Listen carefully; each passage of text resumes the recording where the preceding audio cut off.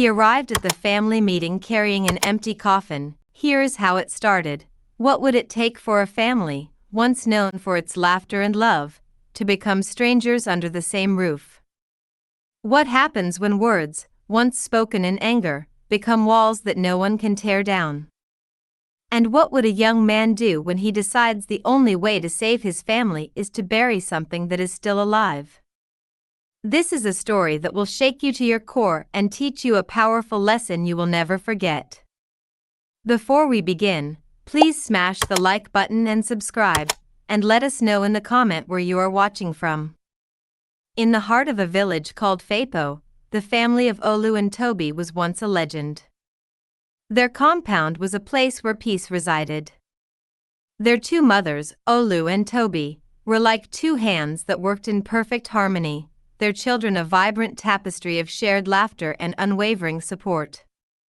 Their home was a place of overflowing pots of jollof rice, of pounding yams, of stories told around a flickering fire under a blanket of stars. They were a family, not just by blood, but by an unbreakable bond of love. But like a small stone that starts a great landslide, a seemingly trivial quarrel over a shared cooking pot began it all. It was an accident. The pot had been left on the fire for too long. A few charred grains of rice clung to the bottom, and a sharp word from one cousin led to a sharper retort from the other.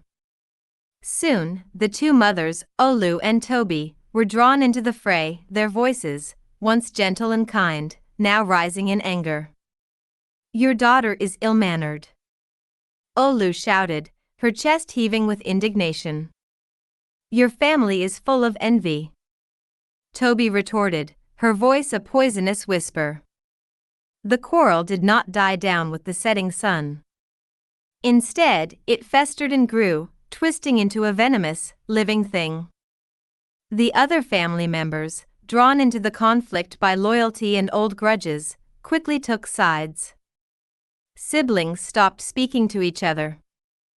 Cousins who had grown up together turned their backs on one another, their shared memories buried under layers of animosity.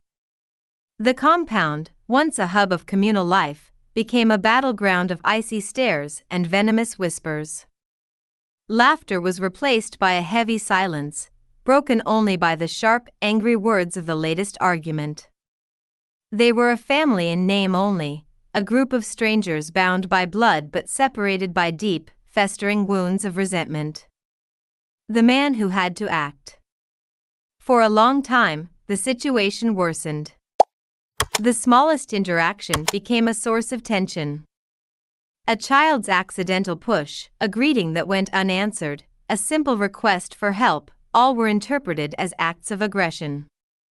The hatred in the family grew so profound that it was as if a physical wall stood between them, a wall that was impossible to break. Holidays were a torture of silent meals and forced smiles. Even funerals, a time for unity, became moments of cold resentment, with family members avoiding each other's gaze. It was Tund, the youngest of Olu's sons, who decided that enough was enough. He was a quiet man, known for his wisdom and calmness, but he had watched the family he loved crumble before his eyes. His heart ached as he saw his mother, Olu, and his aunt, Toby, sit on opposite ends of the compound, their once unwavering love now a distant memory. He had tried to mediate, to reason with them, but his efforts were met with hostility and suspicion. He was accused of taking sides, of not understanding the pain. He realized that words, no matter how soft, would not mend the broken hearts of his family. So, without telling anyone his reason, he called for an urgent family meeting.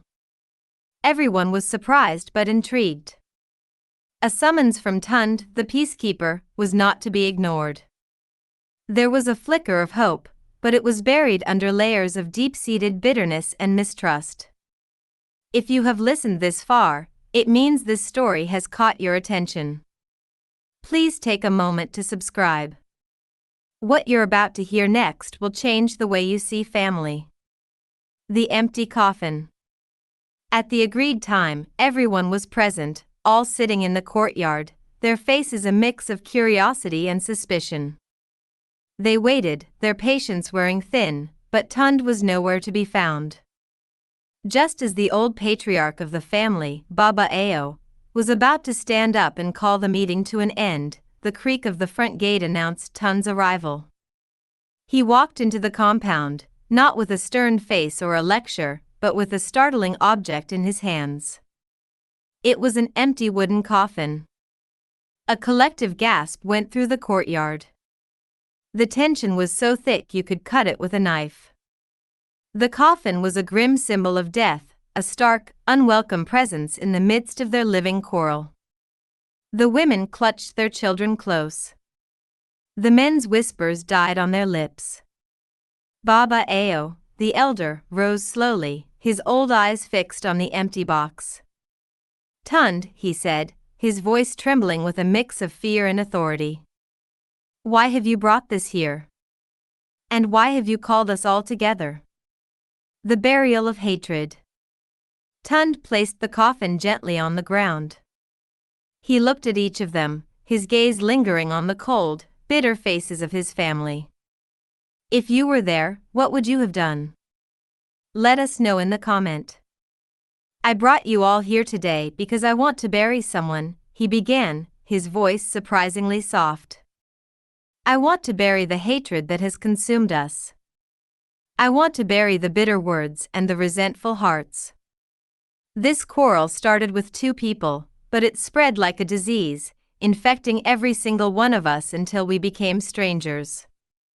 We are a family that has become so lost in its own bitterness that we cannot even look each other in the eye. We have lost our laughter. We have lost our peace. We have lost the love we once had for one another." Tund's voice was filled with a deep, heart-wrenching pain.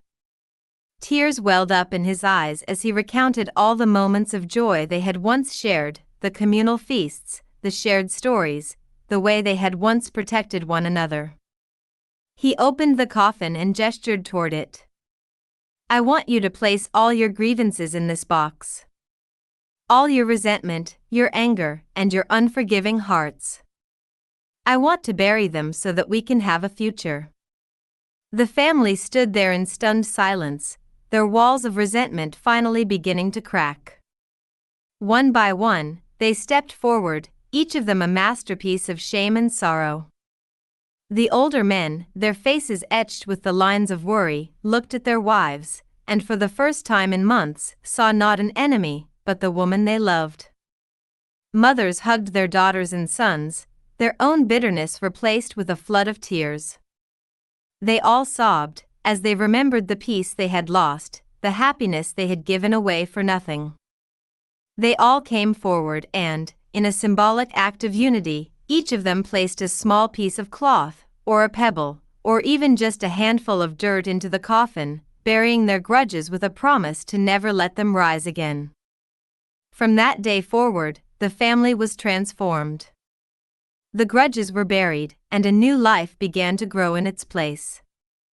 The coffin remained a permanent symbol in the center of their home, a powerful reminder that while disagreements may arise, hatred should never be given a final resting place.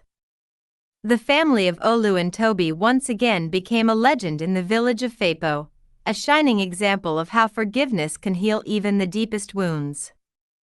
If this story has touched your heart, please remember to subscribe and share it with your friends and family. Let's spread this message of peace and forgiveness to all. Let us know in the comment if you enjoyed this story.